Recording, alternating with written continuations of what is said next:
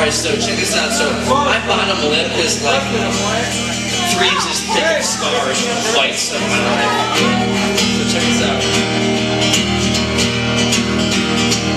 We ride and we ain't afraid to show it. But man, be careful if you don't know where you're going.